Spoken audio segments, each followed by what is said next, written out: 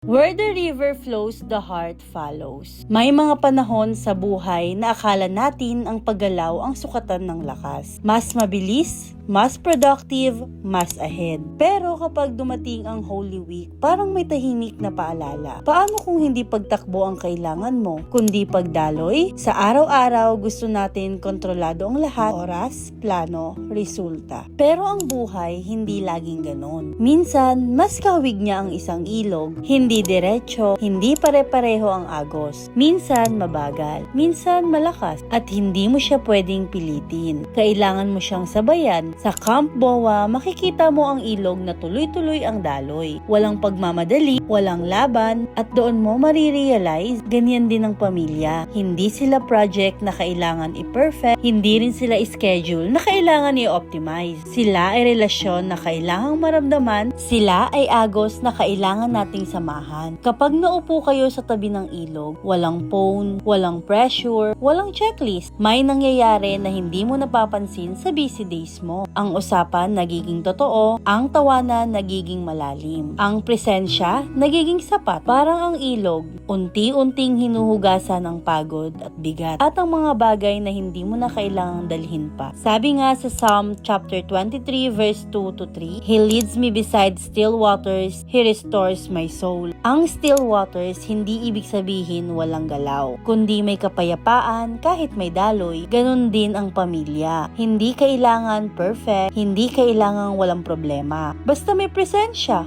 may pakikinig, may pagmamahal na hindi minamadali. Holy Week is not just about stopping. It's about flowing back to what matters. Pagbalik sa Diyos, pagbalik sa sarili, at pagbalik sa pamilya. At minsan, ang pinaka-espiritual na bagay na pwede mong gawin ay umupo lang sa tabi ng ilog at piliin maging present. Kung pakiramdam mo pagod ka na sa pagkontrol ng lahat, baka hindi mo kailangan ng mas maraming lakas. Baka kailangan mo lang matutong magtiwala sa daloy. Kaya naman kung kailangan mo ng paalala na okay lang huminto at matutong sumabay sa agos ng buhay kasama ang pamilya mo, balikan mo to.